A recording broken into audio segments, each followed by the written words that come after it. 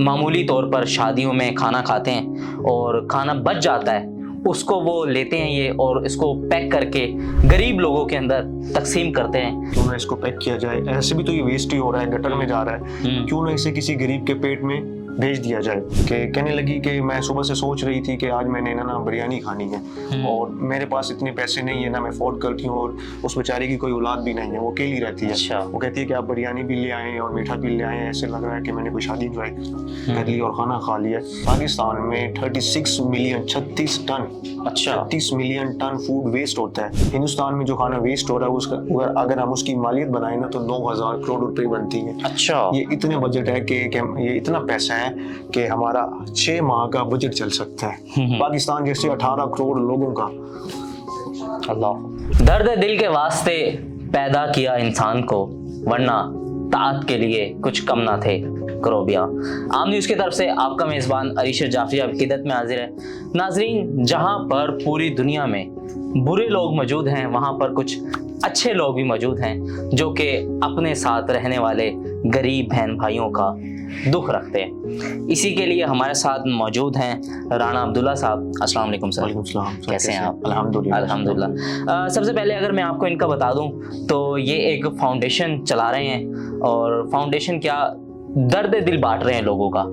जो हम मामूली तौर पर शादियों में खाना खाते हैं और खाना बच जाता है, उसको वो लेते हैं ये और इसको पैक करके गरीब लोगों के अंदर तकसीम करते हैं, ताकि जहाँ पर लोग जो खाते हैं और उसको ज़ाया कर देते हैं, वहीं वो कोई और पेट भर लें जिनके पास खाने की 2 वक्त की रोटी नहीं है। सर, सबसे पहले मुझे ये बताएं कि आपको इसका आइडिया कैसे आया और कब आया? मैं आपको बताता हूँ कि when I was in 9th class, मैं स्कूल से वापस आ रहा था तो मैंने देखा एक खातून सर्दी से बिल्कुल आ रही है। मुझे लगा शायद उसको सर्दी लग रही है, तो मैंने अपनी एक सी जैकेट निकाल कर उनको दी, तो उसने ऐसे इशारा किया शायद वो खाने की कोई चीज़ मांग रही है। तो मुझे एहसास हुआ कि इसका पेट खाली, इसको कपड़े नहीं, इसको खुराक चाहिए। तो घर जाके मैंने ये बात अपनी वालदा से की, तो उन्होंने मुझे इस चीज़ के लिए मोटिवेट किया। और ये आइडिया कैसे मिला, मैं एक शादी के इवेंट में गया हुआ था, शादी से जैसे खाना खा के फ्री हुआ और जैसे ही उनके किचन की तरफ गया तो आई वाज सरप्राइज कि बहुत सारा खाना वेस्ट हो रहा था।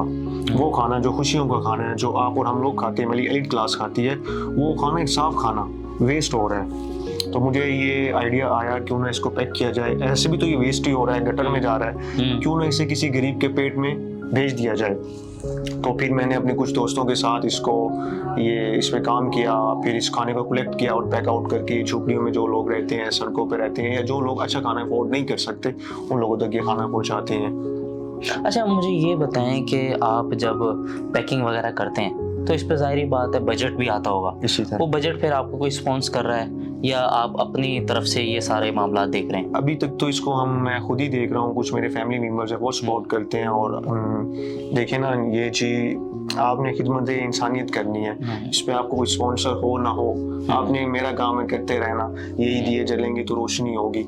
अब मैं मतलब ओवरऑल लोगों को तो खाना नहीं पहुंचा सकता, लेकिन अपने हिस्से का काम कर रहा हूँ। शायद इससे मेरे इस चिराग से अंधेरे खत्म ना हो, लेकिन कम जरूर होगा।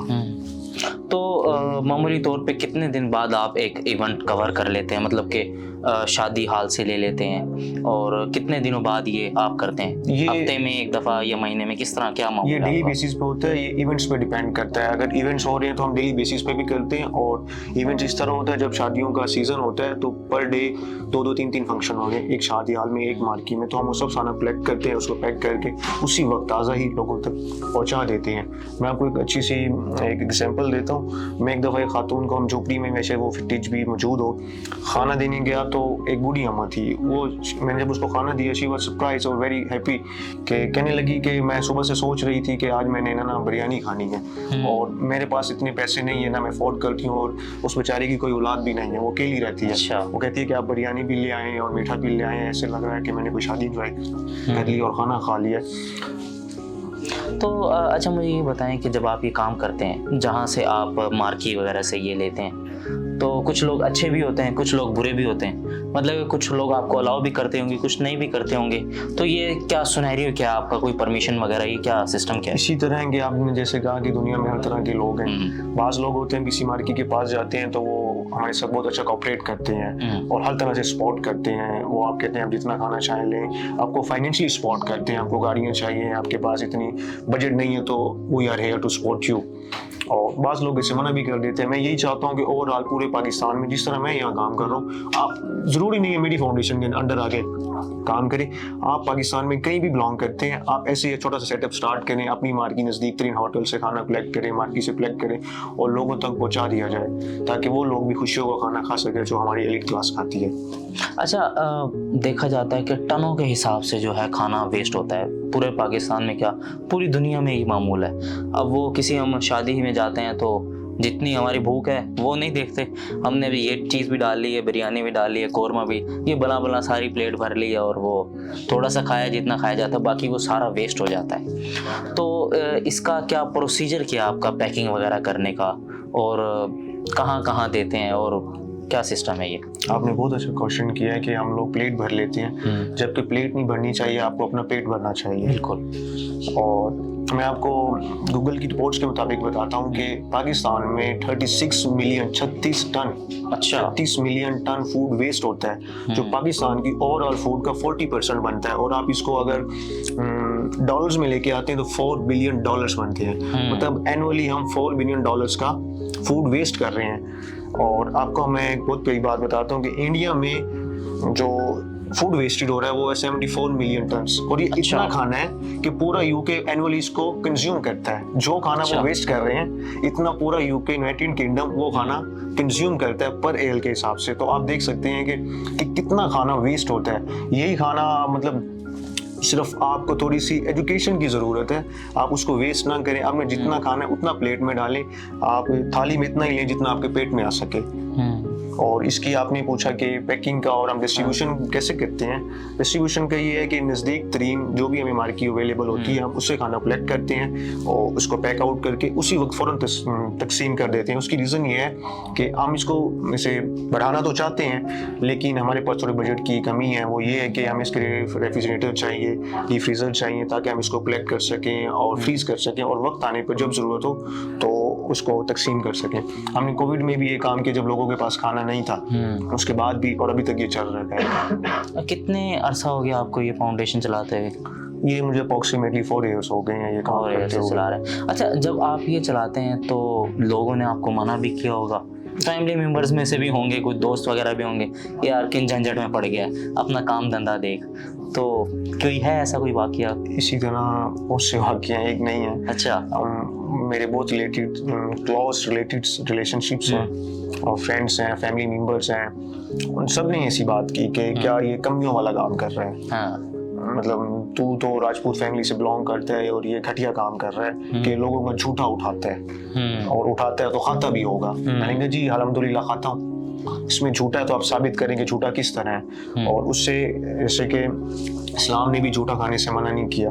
आप अपने फैमिली मेंबर्स का जिसके साथ आपका ब्लड रिलेशन है, आप उसका खाना पीना खा सकते हैं। उसकी रीज़न ये है, इस्लाम ने जिस झूठे से मना किया वो है जिससे आपको डिजीज़ फैलती हो, आप उन लोगों का नहीं खा सकते। तो मुझे ऐसे बहुत से क्रिटिसिज्म करने पड़े, लेकिन अब वही रिश्तेदार उनका भी कुछ और है, बहुत बेहतर हो गए। अच्छा। अब जब थोड़ा मतलब उन्होंने सोशल मीडिया पे देखे काम अच्छा चल रहा है, इसको लोग सपोर्ट कर रहे हैं, तो अब वो खाना मांग भी लेते हैं। तो मैं उन्हें देता नहीं, मैंने कहा नहीं ये झूठा है। अच्छा, मुझे ये बताएं कि इसके साथ ही जब आप ये सब कुछ करते हैं, मतलब कि अपने इतने बिजी शेड्यूल में आपकी पर्सनल लाइफ भी है जी, तो इंटरप्ट नहीं होती? वो होती है। ये देखिए ना, आपकी तरजीहात होती हैं, आप किस चीज़ को अपनी फर्स्ट प्रायोरिटी रखते हैं। दुनिया में कोई भी इंसान बिजी नहीं है, वो आपकी जो उसकी आपकी फर्स्ट प्रायोरिटी, आप उसको अपनी बिजी का नाम दे देते हैं कि मैं यहाँ बिजी हूँ। अच्छा, कितने टीम मेंबर्स हैं आपके जो परमानेंट आपके पास हैं, जो आपके दोस्त वगैरह या भाई वगैरह जो हैं आपके साथ? मेरे पास परमानेंट हम 5 पीपल्स हैं और वॉलंटियर्स आते रहते हैं। वो स्टूडेंट, यूनिवर्सिटी के स्टूडेंट्स भी हैं, जिन लोगों को अच्छा लगता है